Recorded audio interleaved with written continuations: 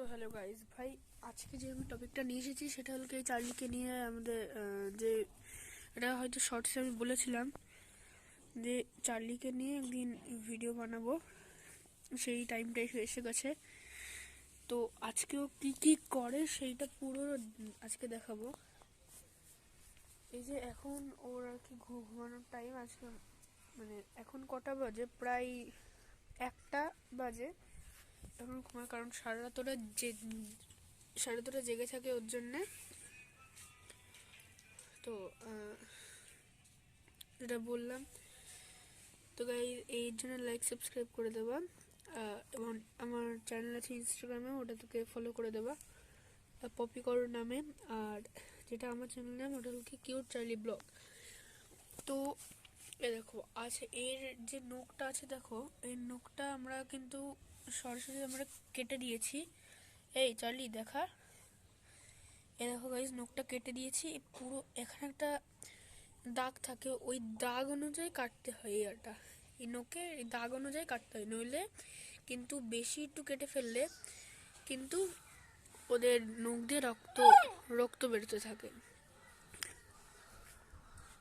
তো এখানে তো চার্লি আছে, আর টমিকেও আপনাদের দেখাবো, আমরা সবাইকেই দেখাবো আস্তে আস্তে। আমাদের বাড়িতে প্রায় 3টে কুকুর আছে, মানে 3টে কুকুর আছে। তাদের নাম হলো একটা হলো চার্লি, একটা হলো টমি, একটা হলো লালি। তো লালি এখন নেই। লালি কোথায়, মানে আমরা তো কুকুরগুলো ছেড়ে রাখি, আমরা কোনোদিনও বেঁধে রাখি না। কারণ বাঁধলে কি হয় যে কুকুর ধরো অনেকক্ষণ বাঁধতে গলায় একটা, ওদের কুকুরের গলায় এরকম ঘা টাইপের এসে যায়। তো এটা টমির কাছ থেকে দেখাচ্ছি কিরকম ঘা হয়ে যায়, সেটা আপনাদের দেখাবো আজকে। এই যে টমি, দেখো ঠিক সেম টু সেম এটা এইরকম হয়ে যদি এখানে বাঁধো, তাহলে কিন্তু এই গলায় একটা ঘা টাইপের উঠে যাবে, এটা লোম থাকবে না। কিন্তু মাঝে মাঝে হলো কি এটা পড়াতে হবে, কারণ ধরো কোনো অনুষ্ঠান থাকতে পারে, অনুষ্ঠান পারপাসে এগুলো পড়তে পারবা। এবার সবসময় পরে রাখলে কিন্তু এটা অ্যাগ্রেসিভ হতে পারে।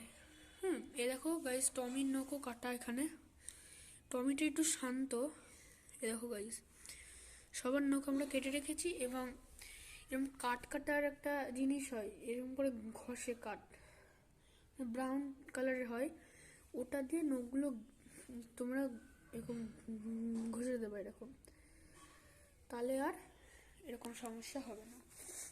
এবার তো চলো, এই দেখো পুরো এই পিছনের পাগুলো আপনাদের দেখাচ্ছি। দেখো টমি দেখা, দেখো পুরো কাটা, ঠিক আছে। দেখো ঘুমিয়ে আছে, এখন সবাই ঘুমাচ্ছে, লালি যায় না কোথায়। টমি, তো এই টমির জন্য লাইক সাবস্ক্রাইব গাইজ।